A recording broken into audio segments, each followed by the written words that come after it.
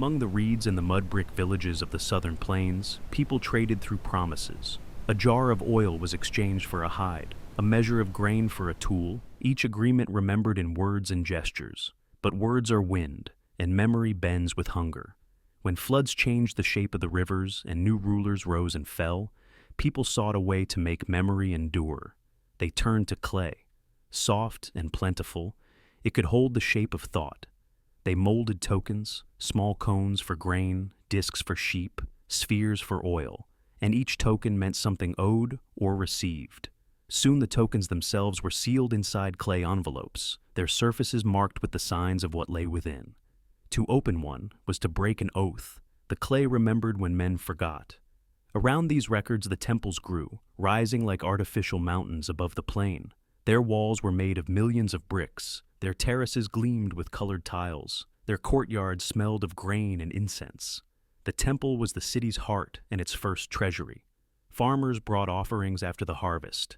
Shepherds delivered wool and milk. Craftsmen brought baskets, rope, and pottery. The priests received all, measured all, and stored all within the granaries that lined the ziggurat's base. In return, they distributed rations to laborers, to temple servants, to the widowed and the poor. Every transaction was pressed into clay by the hands of scribes who worked in the shade of colonnades. The stylus was their instrument. Order was their faith. The records multiplied. Tablets filled shelves and jars, each marked with names, numbers, and the seal of a witness. The scribes invented a language of wedges, cuneiform, to keep pace with the complexity of the city's debts. They counted in sixties, they measured in gur and sila, they weighed silver in shekels. From these units came a harmony between trade and time. The same number that divided the day divided the field and the payment. Nothing escaped the rhythm of account. Temple ledgers governed every life. They assigned plots of land to families, recorded the labor each man owed for irrigation, listed the rations of beer and bread for workers on the canals. They noted how much grain was loaned at planting and how much should return at harvest, increased by 1/3, the offspring of the seed. Interest was not yet a sin. It was the imitation of fertility itself. A debt unpaid was imbalance, a wound in the cosmic order. In the archives of Uruk and Lagash, we can still read those tablets, lines of careful wedges describing how many oxen plowed a field, how many jars of oil the temple distributed to its craftsmen, how many bushels a borrower must bring back to the storehouse at the new moon. Each figure was guaranteed by a seal, an image of the god who watched the contract. The temple did not merely record wealth, it created it by transforming labor and harvest into counted value. The priest oversaw this system like the organs of a vast body. The high terrace was the head, the storehouses its stomach, the scribes its memory. The king's palace stood nearby, but even he relied on the temple's accounts to know the strength of his realm. The city's economy was not built on coin or barter, but on recorded obligation. A man's credit was his honor. A community's survival depended on the precision of its ledgers. To falsify a tablet was treason. To destroy one was heresy. The clay archive was both library and conscience. When famine came, the priests opened the storehouses according to what the records decreed. When floods ruined the fields, they recalculated the debts, reducing or erasing them so that balance might return. Forgiveness had a numeric form. Within these temples, the concept of wealth evolved from possession to participation. Grain in a jar fed only one family. Grain in the ledger fed a city because it could be lent, returned, and lent again. The gods were imagined as the ultimate creditors, demanding justice as repayment for life itself. The act of writing a contract became an act of worship. From this fusion of faith and arithmetic, civilization took its first measured breath. Writing, law, and administration were born together under the shadow of the ziggurat. The stylus replaced the spear as the instrument of order. In clay, humanity discovered permanence. In numbers, foresight. In the temple, the prototype of every bank to come. The tablets endure, brown and small, yet they carry the weight of all economies that followed. They tell us that wealth began as an agreement to remember, and that power began as the privilege to record. They whisper that civilization itself is a balance sheet between heaven and earth. By the time the sun rose over the great ziggurats of Ur and Uruk, The temple had become more than a place of prayer. It was the city's treasury, its registry, its mind. Every brick carried the weight of grain stored behind its walls. Every corridor echoed with the murmur of scribes pressing the day's accounts into clay. The temple no longer waited for offerings. It managed a cycle of credit that reached from farmer to merchant to ruler. At planting time, farmers came to the granary gates with empty baskets and open palms. The temple lent them barley from its reserves, seed to scatter on their fields, recorded on a tablet by name, by quantity, by expected return. The tablets listed dates, witnesses, and the priest who sealed the bargain. When harvest came, the debt was repaid with increase. A gur returned for a gur and a third. The surplus replenished the storehouses and funded the temple's great projects, canals, workshops, and feasts for the gods. Merchants, too, came to borrow. They received silver weighed on balance scales, stamped with the seal of Enlil or Inanna. They carried it across deserts and rivers, knowing that the same measure and symbol would be honored in another temple far from home. The priests were the guarantors of purity and weight, their ledgers the currency of trust. A trader's reputation was his collateral, his seal, his signature, his faith, his insurance. The temple employed inspectors to patrol the markets, checking measures and verifying silver content. They kept records of fair dealing, punished false weights, and rewarded honesty. In doing so, they turned divine order into economic stability. The gods demanded justice. The scribes translated it into percentages and rations. Inside the walls, the air smelled of baked clay and oil lamps. Scribes worked in rows, each with a damp tablet before him. One read aloud the daily transactions. So many sila of grain to the brewers, so many measures of wool to the weavers, so many jars of oil to the temple cooks. Another repeated the words while carving them into clay, the stylus clicking softly like rain on stone. Each evening the tablets were dried in the courtyard kilns and stacked in labeled jars. To the people, they were holy objects. To the priests, they were proof that the world still balanced. The temple's reach extended into the rhythms of life itself. Wages were distributed from its vaults, barley and beer for workers, oil and cloth for artisans, silver for messengers and merchants. When a worker died, his family brought the tablet that bore his name. The priest canceled his debts with a stroke of the stylus, then recorded offerings for his soul. Thus accounting and afterlife were intertwined. Kings came to the temple not to rule it, but to borrow from it. The wealth of empires began in these storerooms.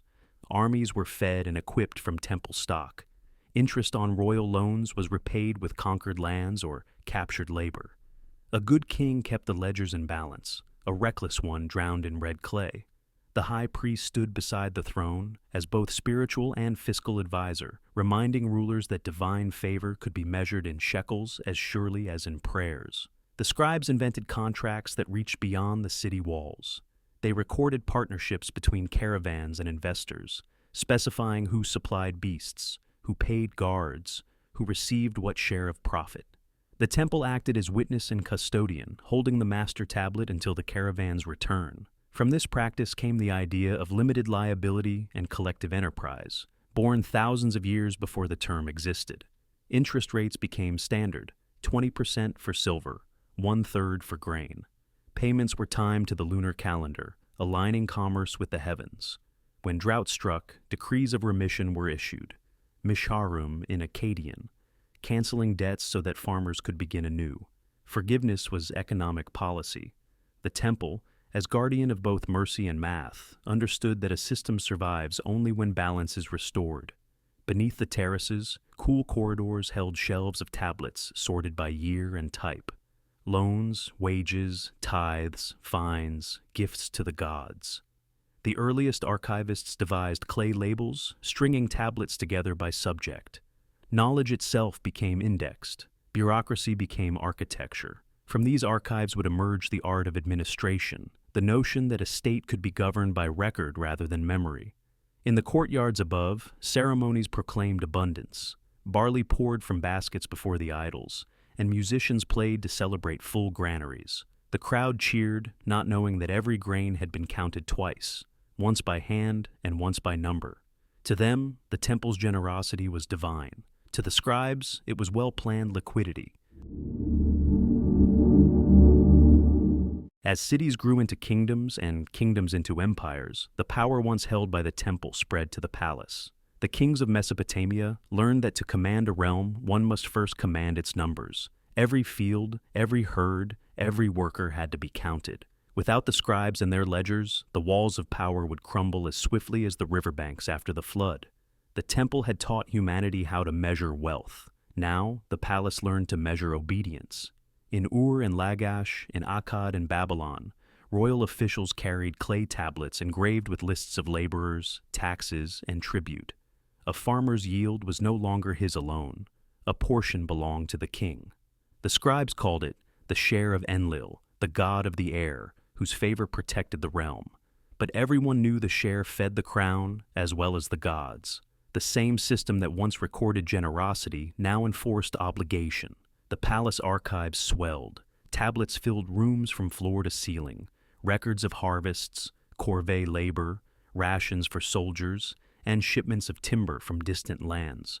Every beam that supported a roof, every brick that paved a road, had a number beside it. Accountants of the king cross-checked totals against those of the temple, ensuring that no portion of the realm escaped taxation. The royal seal replaced the priestly one, and arithmetic became law. Kings discovered that the stylus could conquer where the sword could not.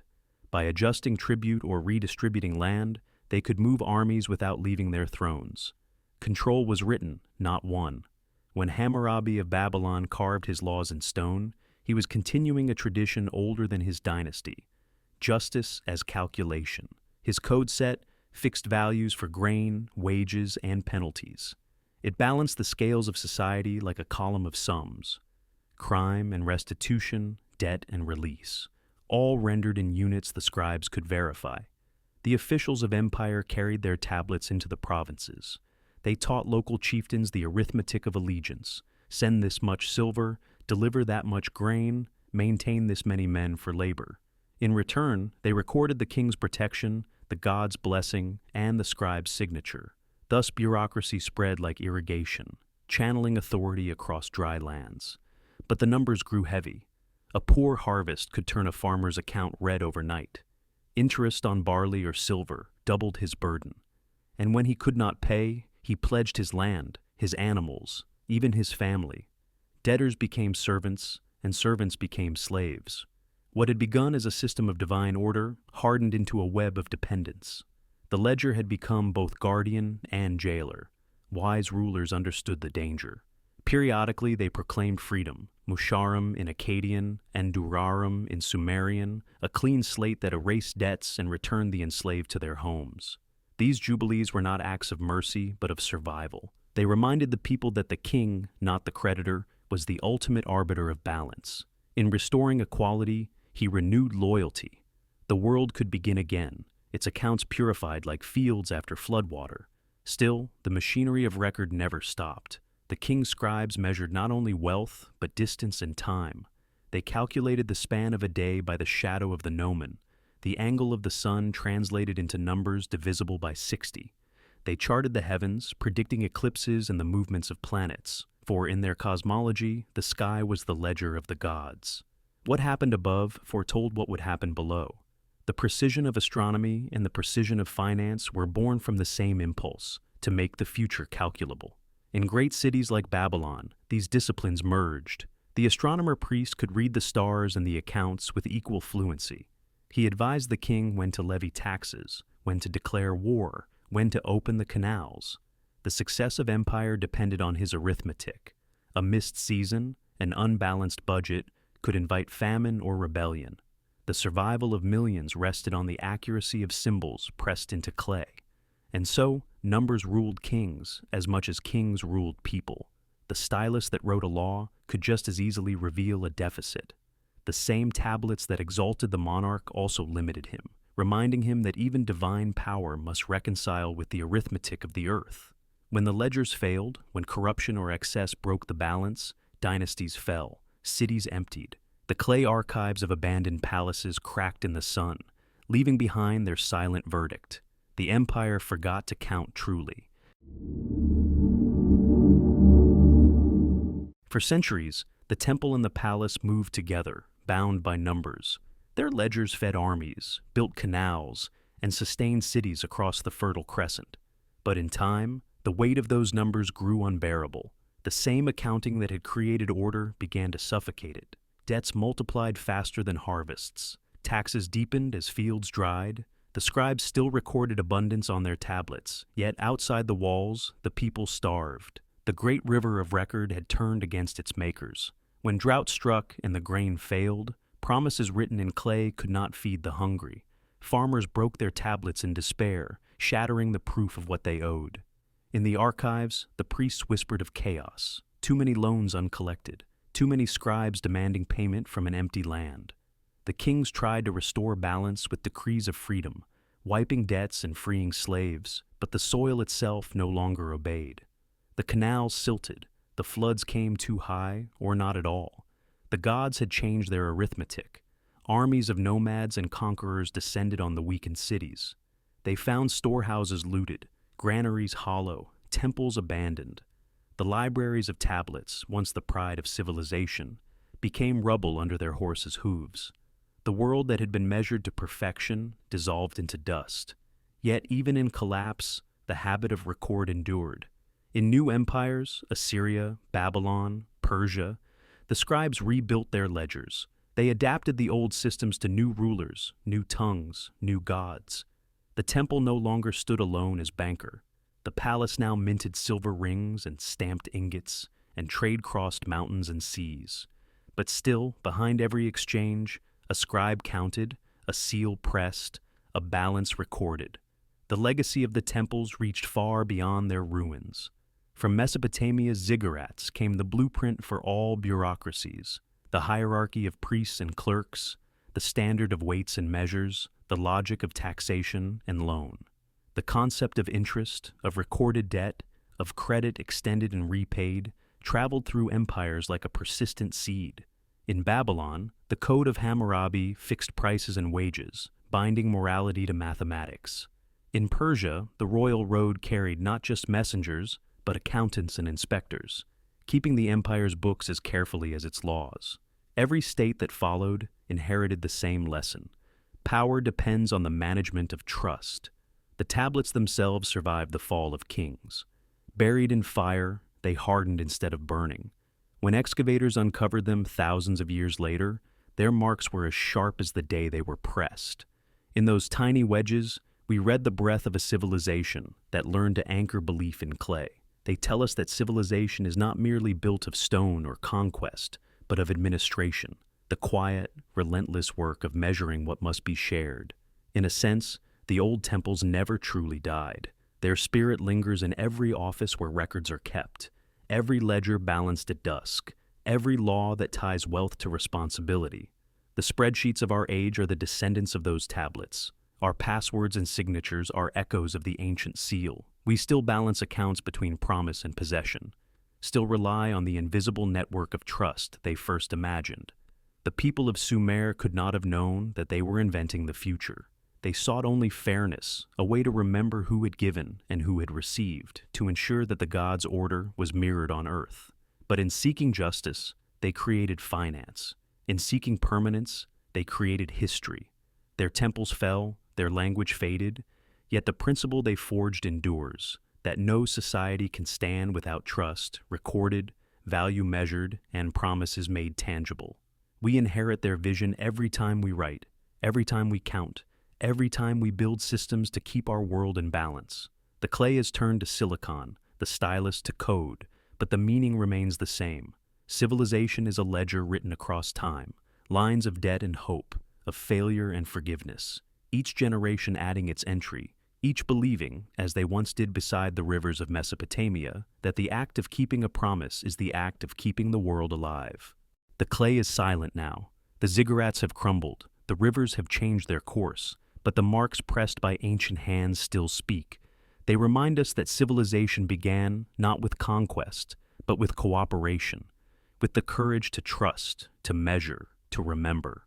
From temple to bank, from stylus to keyboard, the story of money has always been the story of faith made visible. Every number we write, every ledger we balance, is an echo of those first tablets baked in the sun. The accountants of Sumer are gone, Yet their invention endures in every promise we keep and every system we build to hold the fragile weight of human trust. Our world may run on digital pulses instead of clay, but the essence is unchanged. To record is to believe, to measure is to hope. As long as we keep writing, the story continues, the ancient arithmetic of civilization, carried forward, one mark at a time.